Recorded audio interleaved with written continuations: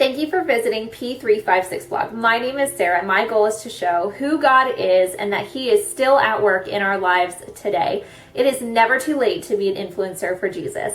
Check out this week's blog at p356blog.com. This week I'm talking about, do you ever feel like you're just not good enough? Do you ever have those moments that spring up in life that make you feel like you're not good enough? Not good enough to be part of the team, not good enough to lead the project. Well, I've struggled with feeling like I'm not good enough my whole life.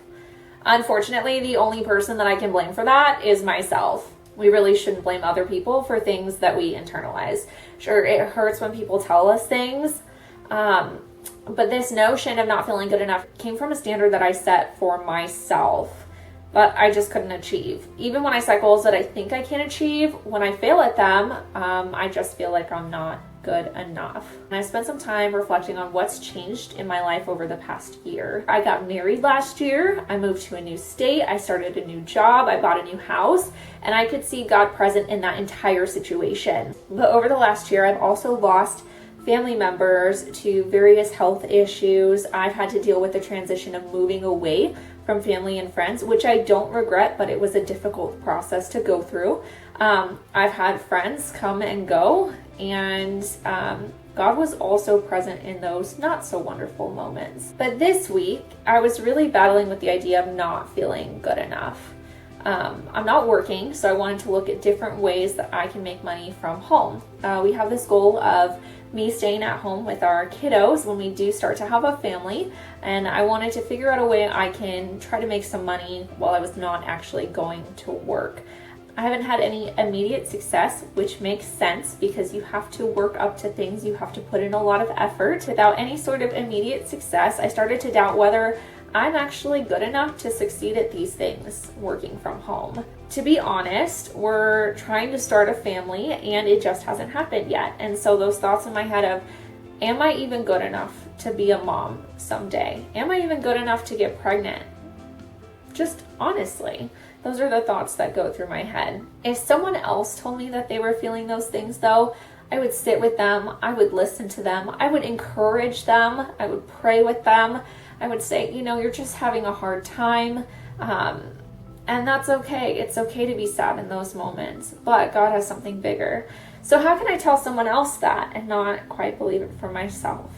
I gave some thought into it today as I was sitting and reflecting, and I realized that there's an enemy in this world who wants us to forget who God tells us we are.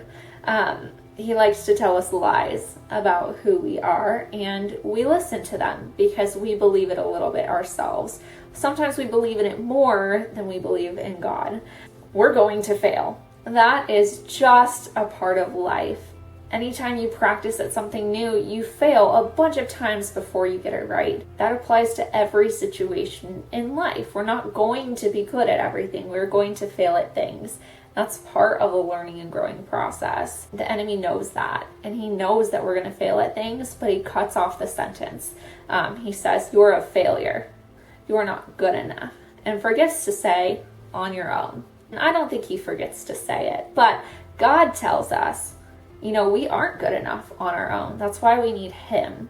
He not only says that we're good enough with him, but we're very good. So if you look back in Genesis in the Bible, God said that he created the entire universe, formed everything on earth, the plants, the animal, the sea, the land, everything, and called it good.